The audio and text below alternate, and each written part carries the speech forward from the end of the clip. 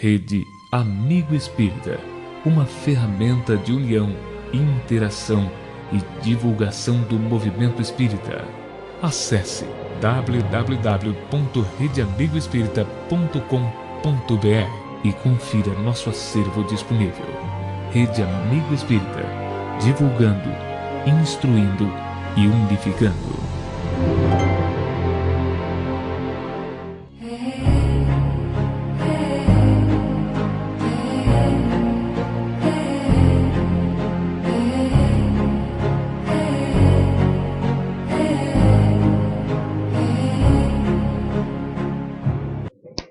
Boa noite a todos.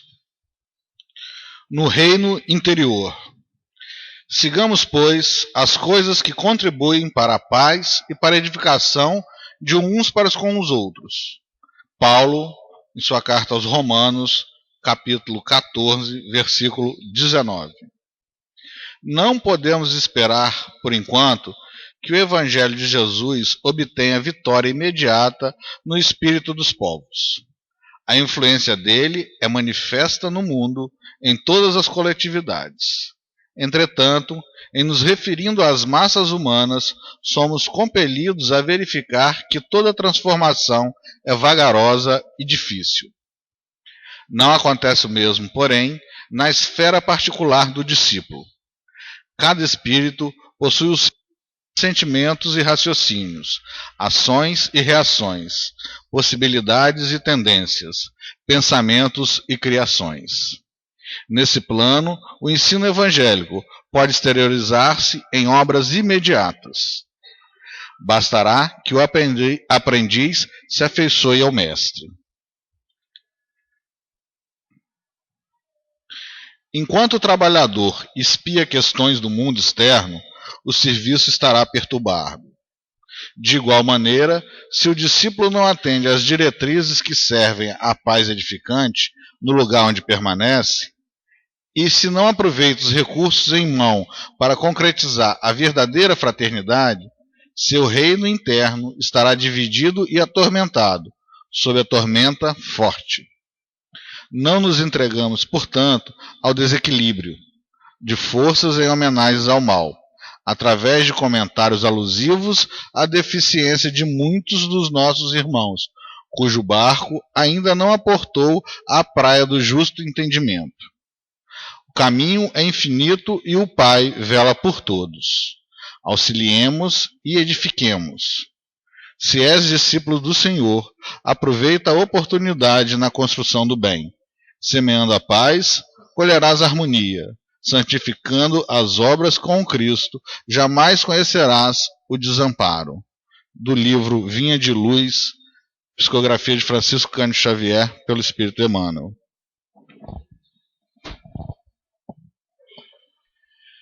Queridos companheiros, queridos irmãos, harmonizados que estamos neste momento, coloquemos em nossa tela mental a figura do doce meigo Rabi da Galileia. Elevamos nosso pensamento a Deus, nosso Pai, de infinito poder e bondade, e agradeçamos pelo dom da vida. Agradeçamos a Jesus por termos estarmos nessa escola de vida, que é o nosso planeta Terra, em busca da nossa evolução espiritual. Agradeçamos a Jesus podermos estar aqui neste momento reunidos para ouvirmos falar do seu Evangelho. Peçamos aos nossos mentores espirituais, aos benfeitores espirituais de nossa casa, ao nosso patrono, Dr. Adolfo Bezerra de Menezes e sua equipe, que esteja intuindo e amparando o nosso palestrante da noite, e que nós possamos estar com a mente aberta para captarmos tudo aquilo que nos for passado e estarmos usando em nossa vida cotidiana. Que o Divino Mestre Jesus, a querida Mãe Maria de Nazaré, continue conosco, hoje, agora e sempre. E assim seja. O nosso palestrante da noite, nós temos a satisfação de ter aqui conosco o Dr. Eliomar Borgo, da Sociedade Praiana de Estudos Espíritas e também da Federação Espírita do Estado do Espírito Santo. Ele nos traz o tema mediunidade e transformação. À vontade, Eliomar.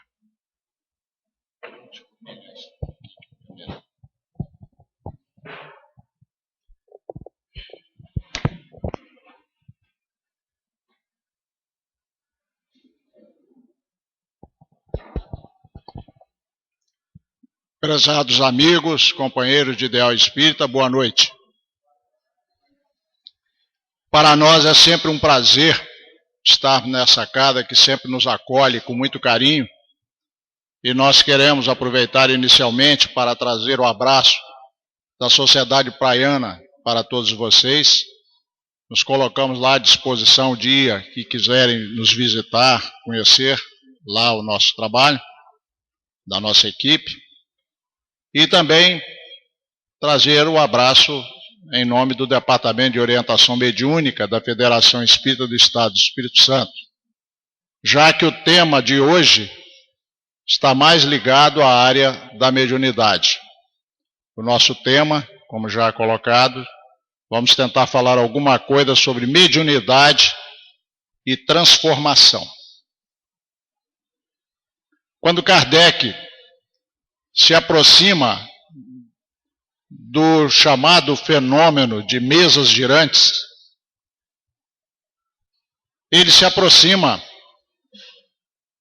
com aquela cautela natural de homem sábio e sério que sempre foi. Mas já formulara, com certeza, em função do que sabia que iria encontrar, algumas hipóteses de trabalho. Era próprio da sua natureza de cientista, embora não possamos classificá-lo como cientista no sentido próprio da palavra, mas nós sabemos que Kardec, na sua função principalmente de professor, escritor, e com tantos predicados intelectuais que todos nós conhecemos, Kardec tinha uma postura que qualquer pessoa que faça uma análise desapaixonada poderia classificar tranquilamente de uma postura científica. Então Kardec, quando se aproxima da mesa girante, não o faz da mesma forma que a maioria das pessoas o faziam. A mesa girante era, na época, o equivalente à brincadeira do copo dos nossos dias. A brincadeira do copo, como vocês sabem, tem servido principalmente para jovens, inexperientes, fazerem experiências com algo muito sério sem suspeitarem do que se trata. E aí, naturalmente, as perguntas que se fazem ao copo são as mais triviais. O mesmo ocorria à época com a chamada, poderíamos dizer assim, brincadeira das mesas girantes. As pessoas se reuniam nos saraus sem nenhum comprometimento maior, a não ser a busca de distração e talvez um pouco de curiosidade. E ali faziam perguntas triviais, como se fazem até hoje em muitos locais, onde a mediunidade não é olhada de forma séria. Mas Kardec, quando se aproxima, não. Ele age de uma outra maneira. O primeiro raciocínio dele, como estudioso de magnetismo que era de que fosse possível a movimentação de mesas, objetos, em função de uma força magnética. Mas essa força magnética, uma vez exercida, ela faria com que o objeto se deslocasse mecanicamente. Mas não foi isso que ele presenciou. Embora as perguntas e, consequentemente, as respostas fossem um tanto frívolas, ainda que fossem, mas não somente porque também haviam pesquisadores mais sérios, Mas o que importa é que ele percebeu que essas mesas não obedeciam a um movimento totalmente mecânico. Elas indicavam a presença de inteligência.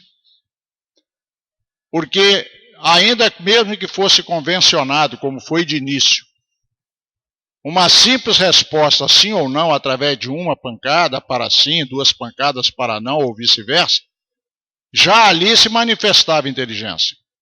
A partir da hora que eles convencionam o alfabeto e passam a ter uma forma de comunicação mais efetiva, aí então mais se evidencia a inteligência que se manifesta. Então Kardec, depois de postular diversas hipóteses de trabalho, porque era um homem sério, não estava absolutamente à busca de nenhuma evidência, pelo contrário, já conseguia perceber que atrás daquela possível tarefa que se iniciava viriam muitas lutas e muitas dores, mas ele corajosamente segue adiante. E então formula suas hipóteses de trabalho, como um homem sério e estudioso que era, para no final concluir que a melhor resposta para explicar aqueles fenômenos era a presença de espíritos. E com isso, ele traz, pela primeira vez, para a humanidade, um conhecimento sobre uma lei da natureza até então desconhecida. Para muitos de nós, talvez, ainda falte uma reflexão mais séria sobre essa questão. A mediunidade é uma lei da natureza. Kardec descobre uma lei da natureza. A inter-relação entre dois planos de vida. Embora o preconceito religioso da época, o conhecimento religioso da época, não indicasse a possibilidade dessas comunicações dos chamados mortos, Kardec não se intimida diante de teorias ou diante de preconceitos. Ele está em busca da verdade. Então ele acaba concluindo, pelas suas pesquisas, que embora a crença comum fosse de que as almas dos chamados mortos estivessem em lugares pré-determinados, o que ele observa pela prática é que essas almas estão apenas num outro plano de vida, apenas num outro campo vibratório, e nada impede que elas se comuniquem com os chamados vivos, nós aqui encarnados. Então ele vai descobrindo essa lei. Primeira descoberta importante que ele faz: as almas que estão do lado de lá não diferem das almas que estão do lado de cá. O indivíduo, pelo simples fato de ter desencarnado, não sofre nenhuma mudança na sua estrutura interna, na sua estrutura íntima. Se ele não tem inteligência para um determinado assunto, continua não tendo. Se ele não tem uma evolução moral, continua não tendo. Se ele não tem um conhecimento, seja lá do que for, continua não tendo. Ou seja, a morte não produz nenhuma transformação radical. Ele então descobre algo extremamente importante para nós. Ainda hoje precisamos refletir sobre isso. E ele vai dizer isso claramente lá no Livro dos Médiuns. Quando ele descobre que o espírito desencarnado, a única diferença fundamental que ele tem em relação ao encarnado é que ele não tem corpo físico, mas não é dotado de conhecimentos especiais, de inteligências especiais, nada disso. E é devido a essa cautela e a essa descoberta e a essa observação que Kardec vai se relacionar com o mundo espiritual e vai ter discernimento sobre o que é verdadeiro e o que não é verdadeiro. Aquilo que pode ser considerado e aquilo que não deve ser considerado, ou aquilo que muitas vezes precisa ser colocado em quarentena, para que fatos novos, posteriormente, possam comprovar ou não. Então, Kardec é extremamente cauteloso. Mas o que importa é que ele descobre uma lei da natureza. Eu costumo dizer, e gosto de fazer um paralelo entre Kardec e Isaac Newton. Newton, quando ele vê um fenômeno comum, no jardim da sua própria casa, lá existiam macieiras, quando ele vê uma maçã caindo da macieira, ele faz uma pergunta que para a maioria de nós, ou para a maioria das pessoas, poderia ser uma pergunta idiota, sem sentido. Ele pergunta, por que essa maçã caiu? Por que ela não subiu? Por que ao cair ela não caiu em diagonal? Caiu em linha reta. O que está por trás disso? Leva mais de 20 anos analisando esse simples fenômeno, até matematizar uma lei da natureza que todos nós conhecemos, que é a lei da gravidade.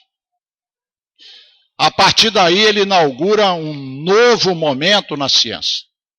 Ou seja, a partir daí a ciência nunca mais foi a mesma. Newton dá uma impulsão extraordinária ao campo científico, a partir de uma observação de um fenômeno extremamente comum. Uma maçã que cai. Do mesmo jeito que nós aqui costumamos ver uma manga que cai, uma castanha que cai. Mas não temos olhos de ver e nem a sabedoria e a genialidade de Newton para nos incomodar a ponto de, dali de algo tão simples, concluir de uma lei tão impressionante e tão necessária ao progresso científico. Kardec faz a mesma coisa. Ele observa um fenômeno que é ridicularizado pela maioria das pessoas. Alguém chega a dizer que nada de sério pode surgir de uma pesquisa como essa, porque afinal ela nasce de uma brincadeira. Só que ele é um homem diferente, tem olhos de ver, é um homem preparado. E ele não vê ali nenhum motivo de brincadeira. Pelo contrário, observa que ali está se manifestando uma lei da natureza e uma lei com implicações seríssimas, tanto no campo da filosofia quanto no campo da religião. E nós podemos então afirmar sem nenhum exagero, que a partir dessa descoberta de Kardec, o pensamento religioso nunca mais foi o mesmo. Embora no campo da religião as transformações se façam de forma mais lenta, nós sabemos que elas ocorrerão inevitavelmente. Eu não tenho dúvida nenhuma, não sei precisar a data, não é da minha competência, mas eu não tenho dúvida nenhuma que um dia as nossas universidades, do mesmo jeito que ensinam a lei da gravidade, vão ensinar a lei da mediunidade e vão ensinar a lei da reencarnação, simplesmente como leis da natureza. Por isso que Kardec, quando pergunta sobre a questão da religião, se o Espiritismo seria, no futuro, a religião universal, seria advogada ou que seria aceita por todos, os Espíritos coerentemente mostram que não. O que nós teremos em comum no futuro são as crenças que a doutrina, por enquanto, traz e que terão foro, realmente, de autenticidade científica no futuro. Exemplo, mediunidade, reencarnação, vida após a morte.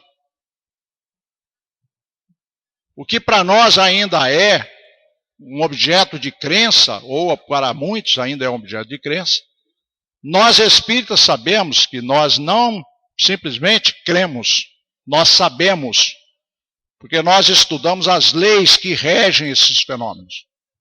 Só que essas leis, por enquanto, não são estudadas pela nossa ciência, a não ser da forma como vem se fazendo até aqui por alguns cientistas, por alguns investigadores. Mas o futuro, com certeza, nos reserva essa perspectiva. Uma vez que a lei da natureza, cedo ou tarde, terá que ser catalogada e aceita pela ciência. Então, a transformação que a mediunidade poderá trazer no futuro é indiscutível. O dia que todos nós tivermos a mediunidade como lei, a certeza de que há uma interação dos dois planos, todos esses artigos de fé que ainda trazem tantas dúvidas serão removidos naturalmente. Mas para isso é necessário o tempo.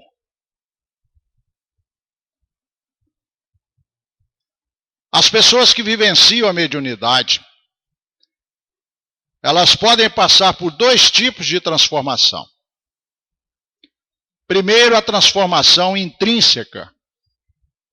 É aquela que se dá na intimidade do médium, com raríssimas exceções. Os médiuns são convidados para a sua tarefa através daquilo que poderíamos chamar de mediunidade provacional. Aquilo que Manuel Filomeno de Miranda, através da psicografia de Edivaldo Pereira Franco, chama de mediunidade de prova. Com raras exceções, o médium vai ser despertado para a tarefa através da dor, através do incômodo. Incômodos esses que muitas vezes se confundem com distúrbios psiquiátricos.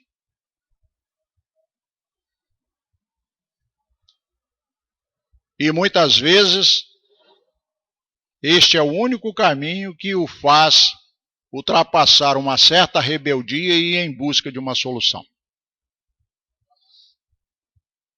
É um fato constatado. A grande maioria dos médiuns chegam à casa espírita trazidos, não se espantem, pelos seus obsessores.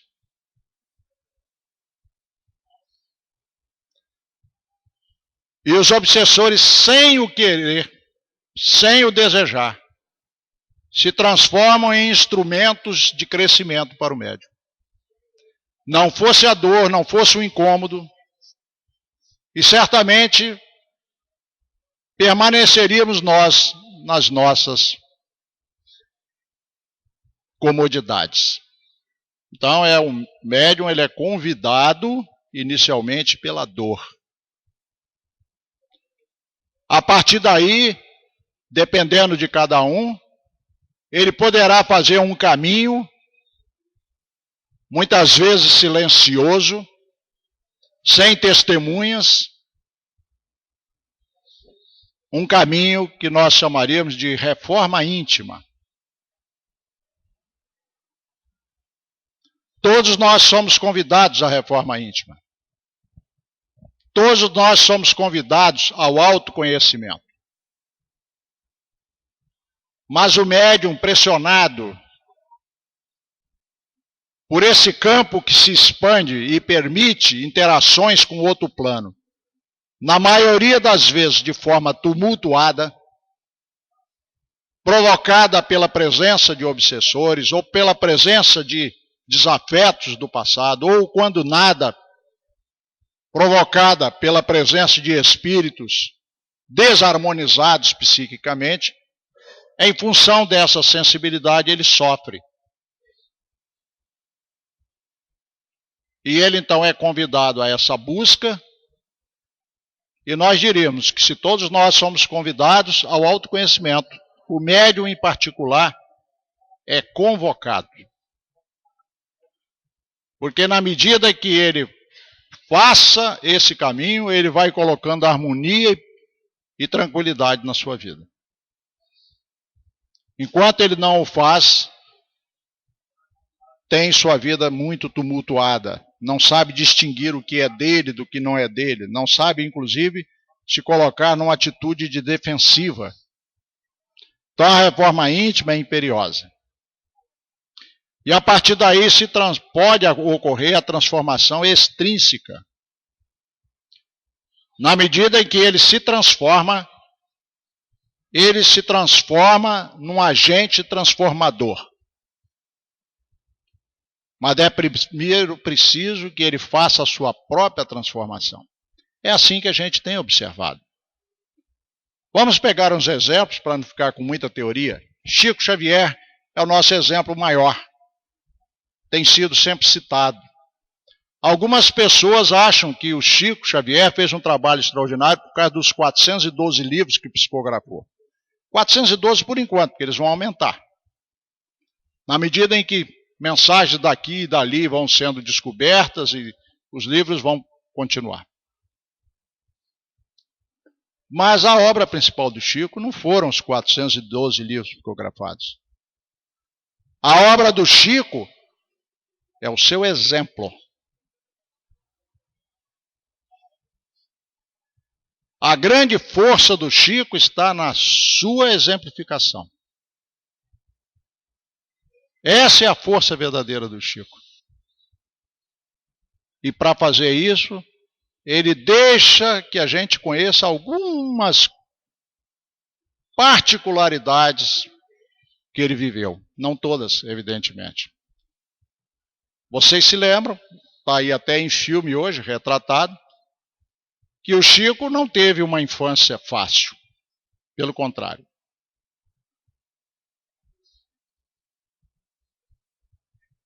E a puberdade foi muito tumultuada. Às vezes a pessoa vendo o Chico e ouvindo falar dos fenômenos, da presença de Emmanuel, chega a pensar que o Chico é um privilegiado. Nunca houve privilégio. Nunca houve. Antes de conhecer Emmanuel e de ser colocado para ele a proposta de trabalho, ele passa por muitas dores. É só observar. Quem comparece nessas horas, quando ele, meninote, tem suas noites tumultuadas e perturbadas, a ponto da família formular a ideia de interná-lo. E a família não vai interná-lo num manicômio da época, por quê? Porque, embora muito jovenzinho, quase uma criança, já trabalhava pelo senso de responsabilidade que tinha e trazia manutenção para casa. E é isso que vai fazer com que ele seja mantido pelo pai, que chegaram a pensar em interná-lo. Então o sofrimento dele não foi pequeno. Tão desorientado estava que ele foi procurar auxílio onde? Vocês se lembram? Com um padre. Ele não tinha onde buscar. E o padre que o socorreu, ele vai ter gratidão eterna por ele, fez tudo o que podia, dentro do que podia, dentro das possibilidades que podia. Então não fiquemos a imaginar que a vida de Chico foi simples. Em momento algum foi simples. Em momento algum foi fácil.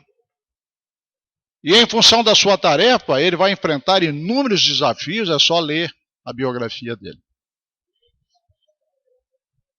Divaldo Pereira Franco, um homem admirado pelo seu trabalho, corre o mundo divulgando a doutrina espírita, tem um trabalho extremamente meritório na Bahia.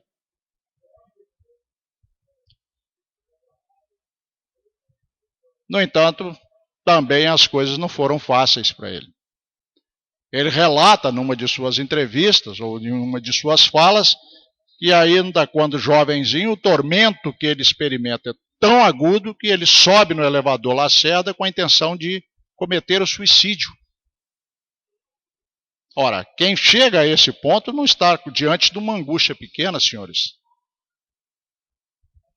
Isso é o que a gente consegue saber, fora as quantas angústias que ele deve ter enfrentado e que ele tem o direito de preservar e não contar. Ivone Pereira, um outro exemplo para nós marcante no campo da mediunidade, escreve um livro, dentre outras informações que ela passa, mas um livro chamado Recordações da Mediunidade, vocês conhecem. Os que não conhecem, nós indicaríamos que procurem conhecer, principalmente os médiuns que estão aí sofrendo de certos dissabores e achando que são os únicos.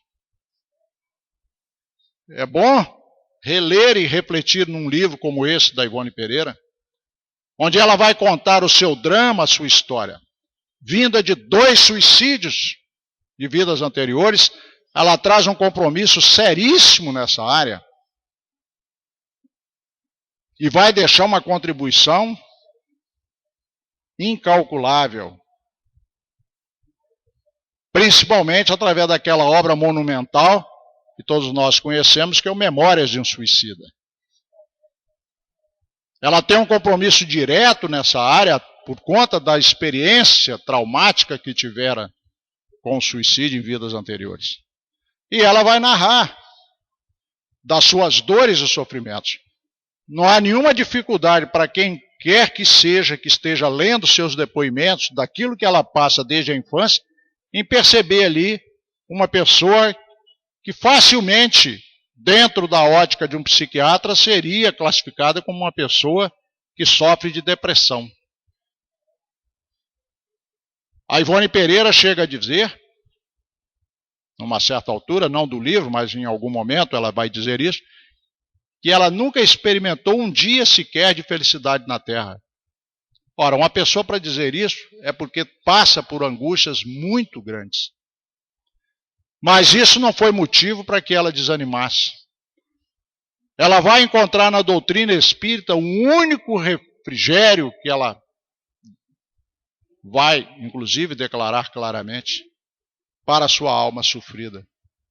É na doutrina espírita, é na tarefa que ela abraça com toda intensidade, com toda dedicação, que ela vai encontrar o consolo possível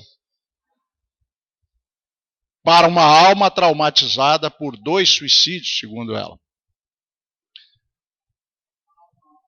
Um desses episódios é relatado num dos seus livros, chamado O Drama da Bretanha, onde ela vai narrar a história de Andréia, que ninguém mais, ninguém menos que ela própria busca, num momento de desespero, a porta falsa do suicídio. O outro episódio de suicídio ela não chega a colocar propriamente no romance, mas relata no livro.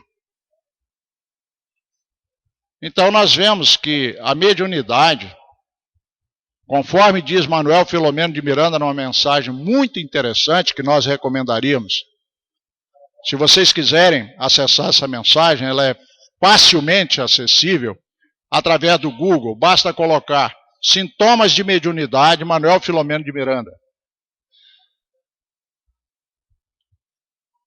Ali o Manuel Filomeno de Miranda vai fazer uma descrição dos sintomas de mediunidade, vai falar da mediunidade de prova, mas vai mostrar um outro ângulo importantíssimo e interessantíssimo. Porque ele vai mostrar que, através desse trabalho, é possível também que o médium consiga, depois de esforços, de um trabalho muito próprio, na sua própria edificação moral, ele pode vir a gozar de saúde mental e espiritual, emocional, muito acima da média das pessoas, contrariando a expectativa comum que as pessoas têm em torno do assunto. Então a mediunidade, senhores, é um assunto complexo, que pede tempo, meditação e estudo.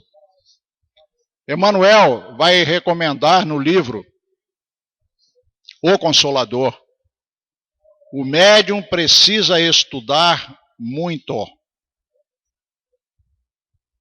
Infelizmente, a maioria dos médiuns não gosta sequer de estudar. E, no entanto, Emmanuel diz que o médium precisa estudar muito. O livro dos médiuns, que é a base fundamental para todo espírito e para o médium em particular, para o exercício sadio do seu trabalho. O livro dos médiuns é profundamente ignorado pelos espíritas. A maioria dos espíritas não conhece o livro dos médiuns. Quando muito, fez uma leitura de raspão. E o que é pior, a grande maioria dos médiuns que se encontram em tarefas dentro da casa espírita nunca leram o livro dos médiuns.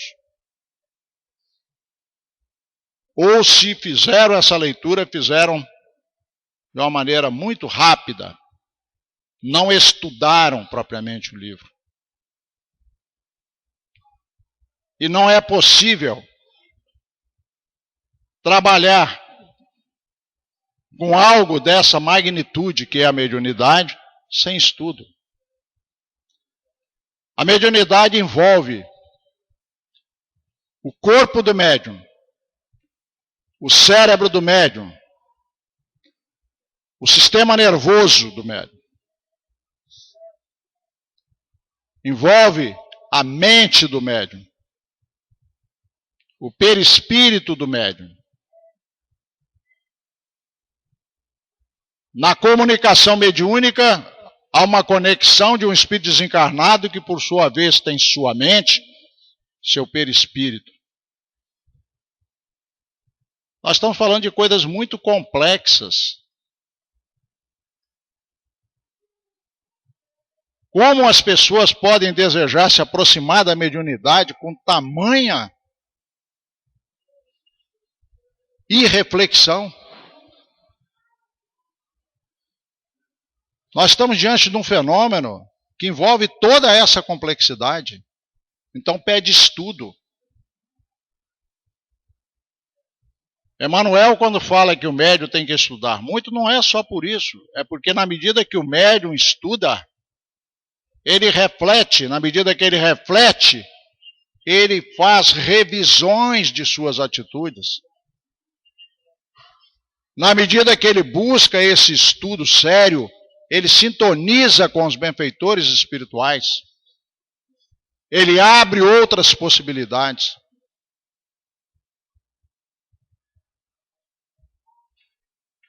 Então, a mediunidade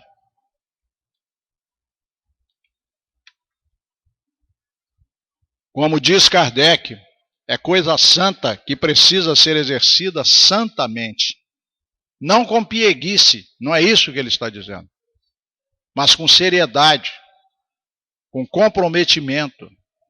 E isso só se faz através de um estudo sério. Para falar um pouquinho dessa questão da transformação, vamos citar um exemplo do Chico. Chico tinha diversas possibilidades mediúnicas, todos nós sabemos. Mas ele vai ser conhecido, não só no Brasil, mas no mundo, principalmente pela psicografia, a sua tarefa específica. Mas houve uma época em que o Chico foi convidado, e ele sempre muito solícito, concordou, em participar de um trabalho de materialização.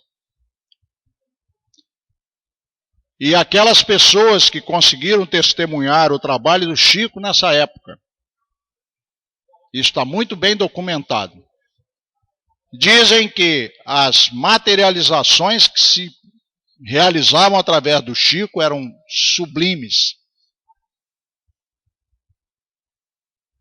eram extraordinárias, tocantes. E Chico realizou várias sessões de materialização, até que um dia, Emmanuel se materializa, não pela primeira vez, mas mais uma vez, e sai da cabine e vem até os circunstantes, os participantes da reunião, para dizer que, apesar daquele trabalho ser meritório, apesar daquele trabalho ser tão bonito, ter todas as, digamos assim, as possibilidades de ajuda, ele estava vindo comunicar aos companheiros que o Chico não mais participaria desse trabalho. Porque o trabalho do Chico, a tarefa do Chico, não era para atender a centenas de pessoas. A tarefa do Chico era para atender a milhões de pessoas. O Chico, obedientemente, nunca mais participou de uma tarefa de materialização. E se entregou denodadamente, como sabemos, que é próprio da sua característica, a tarefa do livro. E nós perguntamos a vocês, vocês conseguem aquilatar quantos milhões de pessoas já foram ajudados por esse trabalho do Chico?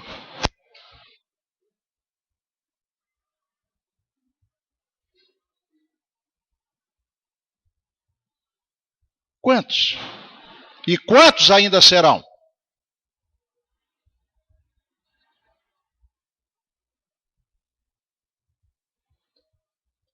Mas nada disso teria sido possível se o Chico não fizesse primeiro a transformação em si próprio. Como ser agente de transformação do outro quando a pessoa não consegue transformar a si própria?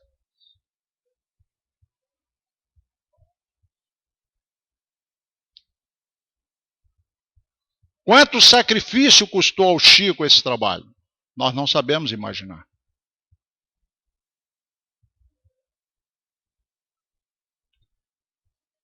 Mas vejam, senhores, como que a mediunidade gloriosa, a mediunidade com Jesus, vejam o que ela pode realizar.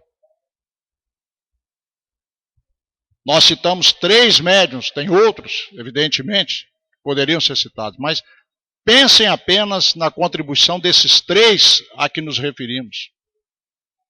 Chico, Divaldo e Ivone.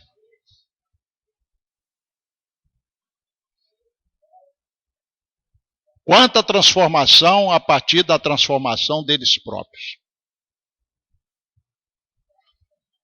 Então, meus amigos, nós não queremos cansá-los com muitas divagações. Gostaríamos apenas de reforçar esse aspecto. E muitas vezes a gente não olha na mediunidade. Ainda há um número muito grande de pessoas que vê na mediunidade apenas o fenômeno.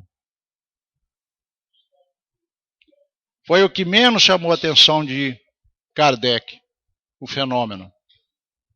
O que Kardec realmente viu foi a filosofia que saía do fenômeno. Isso é que realmente importa. Não é uma mesa girante, não é um espírito materializado, é a mensagem de imortalidade que está por trás. É a certeza que se pode se estabelecer a partir daí de que a vida continua, que o espírito é imortal.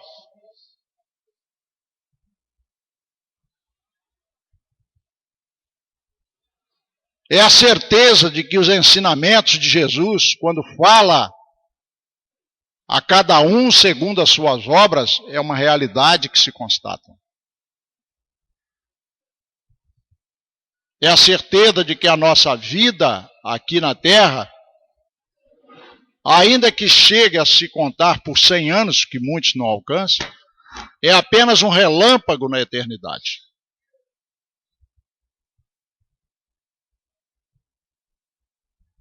Então a mediunidade, ela traz essa contribuição.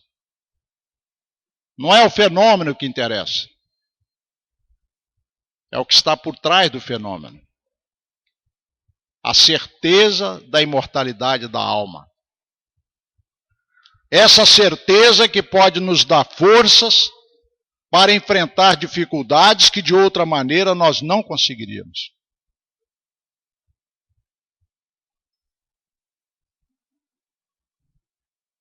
Associada à ideia da reencarnação, essas duas leis, a lei da mediunidade e a lei da reencarnação, essas duas leis, profundamente estudadas, conhecidas, meditadas, enraizadas em nosso íntimo, podem nos dar a força para enfrentar os obstáculos que de outra maneira não suportaríamos.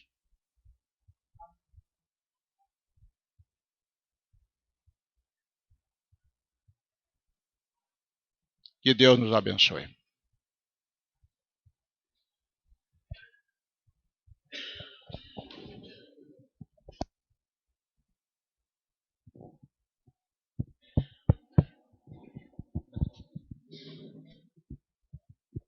O nosso muito obrigado ao companheiro Eliomar, que retorne mais vezes para nós. Vamos pedir ao companheiro Guilherme que faça a nossa prece de agradecimento.